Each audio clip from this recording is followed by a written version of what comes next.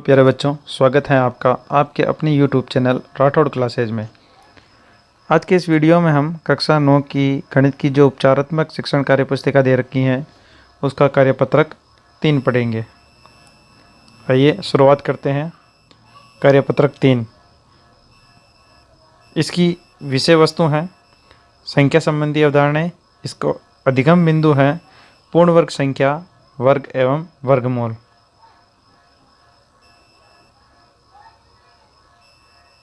अब पूर्ण वर्ग संख्या की परिभाषा दे रखी है कि किसी पूर्ण वर्ग संख्या को उसी संख्या से गुणा करने पर प्राप्त गुणनफल उस संख्या की पूर्ण वर्ग संख्या कहलाती है। जैसे कि 1 को 1 से गुणा करने पर 1 प्राप्त होता है, यानी कि 1 का जो वर्ग है, पूर्ण वर्ग है, वो 1 है। वैसे ही 2 का पूर्ण वर्ग 4 है, 3 का पूर्ण वर्ग 9 है, 4 का पूर्ण वर्ग 16 है, 5 का पूर्ण वर्ग 25, 6 का 36, 7 का 49, 8 का 64, 9 का 81, 10 का 100 है। यानी कि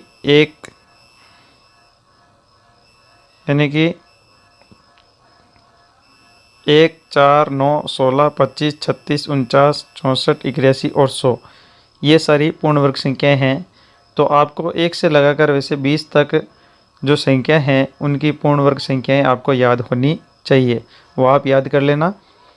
फिर आगे ये प्रश्न पूछ रहा है कि सही उत्तर छांटिए। इसके पहले में ये पूछ रहा है कि पूर्ण वर्ग संख्या है, तो पूर्ण वर्ग संख्या जैसा कि ऊपर लाइन में दे रखा है कि 1 4 9 16 25 36 49 64 81 और 100 है।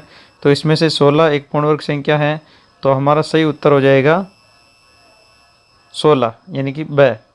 और दूसरे के अंदर ये पूछ रहा है कि पूर्ण वर्ग संख्याओं का समूह है, तो ए के अंदर 2 4 6 हैं, 2 एक पूर्ण वर्ग संख्या नहीं है, यानी कि ए तो हो गया गलत। फिर ब में दे रखा है 1 4 9, 1 4 9, तो 1 एक पूर्ण वर्ग संख्या है, 4 भी पूर्ण वर्ग संख्या है और 9 भी पूर्ण वर्ग संख्या है। इस प्रकार से हमारा जो उत्तर है वो सही हो जाता है ब। फिर प्रश्न संख्या 2 में दे रखा है निम्न सारणी को पूरा कीजिए।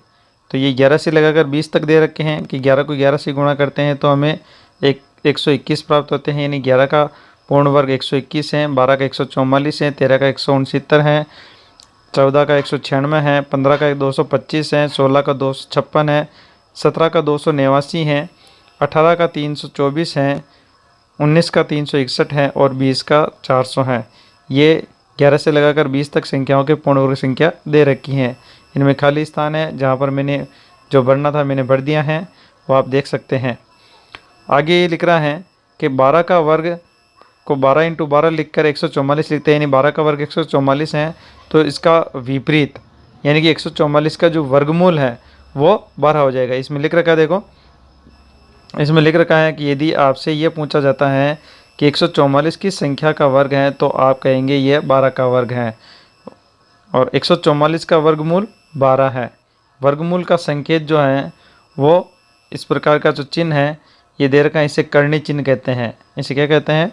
कर्णी चिन्ह भी कहते हैं, और हम इसे नॉर्मल अपनी लैंग्वेज में वर्गमूल बोलते हैं। इंग्लिश के अंदर इसको अंडर रूट बोलते हैं, रूट बोलते हैं, रूट का चिन्ह है ये, और अपन वर्गमूल बोलते हैं। तो ये वर्गमूल का चिन्ह है, यानी कि 144 का वर्गमूल 12 है। तो जब 144 का वर्गमूल ज्ञात करना हो तो हमें 144 को इस वर्गमूल वाले चिन्ह के नीचे लिखना होता है। अब आगे कह रहा है आइए निम्न सारणी में गुणनखंडों को देखते हैं। जैसे कि 4 को हम इसका अभाज्य गुणनखंड करते हैं तो हमें 2 × 2 प्राप्त होते हैं, 2 × 2 प्राप्त होते हैं। वैसे ही 4 का जो वर्ग है उसका 4 का जो वर्ग है इसमें 2 × 2 2 बार दे रखे 2, तो यहाँ पर 4 बार हो जाएंगे, यानी अभाज्य गुणनखंड जो है उनकी संख्या डबल हो जाती है। वैसे 6 के जो अभाज्य गुणनखंड 2 × 3 है, तो इसका जो वर्ग है 36, उसके अभाज्य गुणनखंड इसके डबल हो जाएंगे, 2 × 3 की जगह 2 × 2 × 3 × 3 हो जाएंगे। वैसे ही 9 के जो अभाज्य गुणनखंड 3 × 3 है, तो इसका 9 का जो वर्ग 81 है, इसके अभाज्य गुणनखंड करेंगे तो 3 × 3 की जगह 4 बार 3 हो जाएंगे। यहाँ 4 का वर्ग 16 है। 4 के अभाज्य गुणनखंड की तुलना में वर्ग संख्या के अभाज्य गुणनखंड दुगने हो जाते हैं, अर्थात 4 का जो वर्ग है उसको हम 2 का स्क्वायर लिख सकते हैं, तो 16 का जो वर्ग है उसे 2 की घात 4 लिख सकते हैं। यानी 4 के अभाज्य गुणनखंड 2 थे, 2 बार लिखे हुए थे इसलिए 2 की घात 2, और 16 के अंदर 2 4 बार लिखे हुए थे इसलिए 2 की घात 4 है। अतः वर्गमूल वर्ग का प्रतिलोम है, अर्थात वर्ग का तात्पर्य घात 2 है, तो वर्गमूल का तात्पर्य घात 1/2 है। अर्थात 2 की घात 4 के वर्गमूल का तात्पर्य 2 की घात 4 की घात 1/2 बराबर 2 की घात 2, जो कि उत्तर 4 प्राप्त होता है। अर्थात जो √16 यानी 16 का जो वर्गमूल है वो हमें 4 प्राप्त होता है। आगे ये प्रश्न पूछ रहा है 225 का वर्गमूल ज्ञात कीजिए। तो 225 का वर्गमूल हमें ज्ञात करने के लिए इसका हमें अभाज्य गुणनखंड करना है 225 का। तो 225 के अंदर पहले हम 3 का भाग लगाते हैं, 3 का भाग जाएगा तो 75 बार जाएगा, फिर 75 में वापस 3 का भाग जाएगा, 25 बार जाएगा, 25 में फिर 5 का भाग जाता है 5 बार, फिर 5 में 5 का भाग जाता है 1 बार। इस प्रकार से हमें 3 × 3 और 5 × 5 2 जोड़े प्राप्त हो रहे हैं। यानी वर्गमूल में हम 3 × 3 और 5 × 5 2 जोड़े बनाएंगे इनके। ये जोड़े बन गए 3 × 3 और 5 × 5 के। फिर इन जोड़ों में से इस चिन्ह को हम हटा लेते हैं और इन जोड़ों में से एक एक संख्या को बाहर निकाल लेते हैं। तो 3 के एक जोड़े में से एक 3 को बाहर निकाल लेते हैं और 5 के जोड़े में से एक 5 को बाहर निकाल लेते हैं। जब इनको गुणा करते हैं तो 3 × 5 यानी कि 15 प्राप्त होते हैं। अर्थात 225 का जो वर्गमूल है वो 15 प्राप्त होता है। 225 का वर्गमूल हमें कितना प्राप्त होता है? 15 प्राप्त होता है। अब आगे प्रश्न दे रखा है, निम्न को हल कीजिए। इसके अंदर पहले वर्गमूल के अंदर 132 × 10 × 10 × 12 लिख रखा है। तो 132 को हम 12 × 11 भी लिख सकते हैं, फिर 110 को हम 10 × 11 भी लिख सकते हैं। तो इस प्रकार से हमें 12 का एक जोड़ा प्राप्त हो जाता है, 2 बार 12 है इसलिए 10 का भी एक जोड़ा प्राप्त हो जाता है, 11 का भी एक जोड़ा प्राप्त हो जाता है। अब हम इस वर्गमूल के चिन्ह को हटा देंगे, इन जोड़ों में से एक एक संख्या को बाहर निकाल लेंगे। इस प्रकार हमें 12 × 10 × 11 संख्या प्राप्त होती है। इनको हम गुणा करेंगे तो हमें 1320 प्राप्त होते हैं। यानी कि ऊपर जो प्रश्न दे रखा है उसका वर्गमूल 1320 है। इसी प्रकार से एक और प्रश्न दे रखा है जिसमें 21 × 3 × 11 × 7 लिख रखा है। 21 के अभाज्य गुणनखंड करेंगे तो हमें 7 × 3 प्राप्त होते हैं। अब बाकी जो बचे हैं वो ऐसे कैसे लिख देंगे और इनके जोड़े बना लेंगे। तो 7 का एक जोड़ा प्राप्त हुआ, 3 का एक जोड़ा प्राप्त हुआ और 11 अलग है। तो जो जोड़े हैं उनको हम उनमें से एक एक संख्या को बाहर निकाल लेते हैं और जो जोड़ा नहीं है उसको वर्गमूल के अंदर ही रहने देते हैं। तो जोड़े में से एक 7 और 3 को हमने बाहर निकाला, इनको गुणा किया तो 21 प्राप्त हुआ और वर्गमूल के अंदर 11 रह गया। तो इस प्रकार से इसका जो उत्तर है वो हमें 21 वर्गमूल 11 प्राप्त होता है। अब आगे प्रश्न दे रखा है कि वर्गमूल 16 × 1 × 5 × 10 इसका वर्गमूल ज्ञात करना है। तो 16 का हम जब अभाज्य गुणनखंड करते हैं तो हमें 4 बार 2 प्राप्त होते हैं, यानी कि 2 × 2 × 2 × 2 और फिर आगे 1 × 5 तो है ही है। और 10 का जो अभाज्य गुणनखंड करते हैं तो हमें 2 × 5 प्राप्त होते हैं। अब हम इनके जोड़े बना लेंगे। तो 2 का एक जोड़ा, 2 का दूसरा जोड़ा, फिर 5 का दूसरा एक जोड़ा और 1 और 2 का कोई जोड़ा नहीं बन रहा है तो इनको वर्गमूल के अंदर ही रखेंगे। बाकी जोड़े में से एक एक को हम बाहर निकाल लेते हैं तो हमें बाहर प्राप्त होते हैं 2 × 2 × 5 और वर्गमूल के अंदर 1 × 2।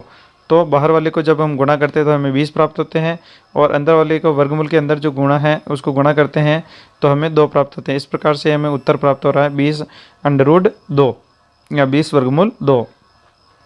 चौथा जो प्रश्न दे रखा है वो है 15 × 3 × 3 × 9 इसका वर्गमूल ज्ञात करना है। तो 15 को हम 3 × 5 लिख सकते हैं क्योंकि इसका अभाज्य गुणनखंड 3 × 5 है।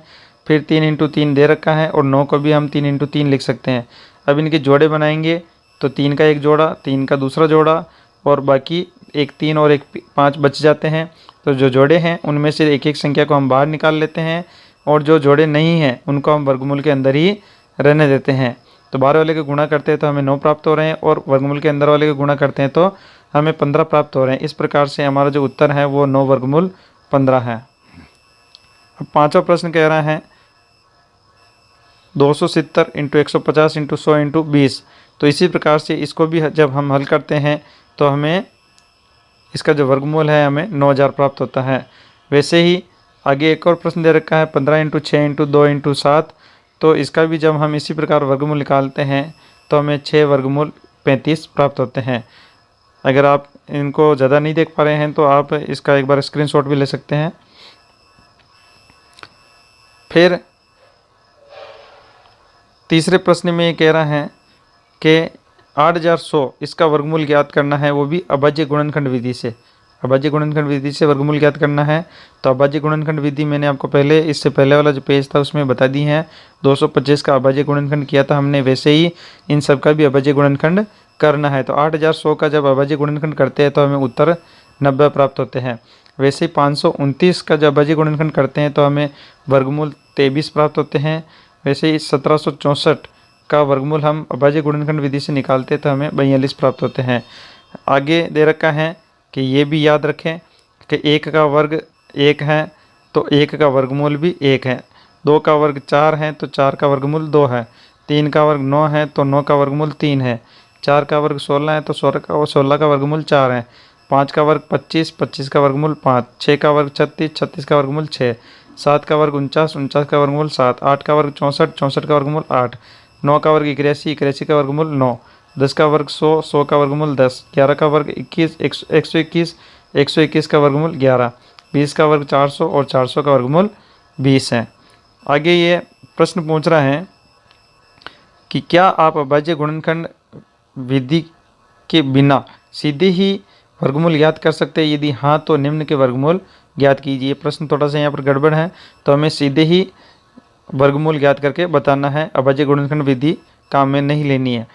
तो जैसा कि अगर आपको 1 से 20 तक याद हो जाएंगे तो आप इनके उत्तर बता पाएंगे। जैसे कि 196 है जो कि 14 का वर्ग है, यानी कि इस 196 का जो वर्गमूल है वो 14 है। वैसे ही 256 है, उसका वर्गमूल 16 है। और 6400 है, इसमें से 64 जो है शुरू में 64 का वर्गमूल 8 होता है। और 00 है तो वर्गमूल करेंगे तो 0 जितने भी होते हैं उनके आधे हो जाते हैं, तो 00 है तो 1 0 रह जाएगा। इस प्रकार से इसका जो वर्गमूल है वो 80 प्राप्त हो जाएगा। ये कार्यपत्रक 3 हमारा पूरा हो गया है। अगर आपको वीडियो पसंद आया हो तो वीडियो को एक बार लाइक कर दीजिएगा, शेयर कर दीजिएगा। और अगर आपने चैनल को अभी तक सब्सक्राइब नहीं किया है तो चैनल को भी सब्सक्राइब कर दीजिएगा और बेल आइकन को हिट कर दीजिएगा, ताकि जब भी नया वीडियो आएगा उसका नोटिफिकेशन आपको मिल जाएगा और आप उस वीडियो का लाभ उठा पाएंगे।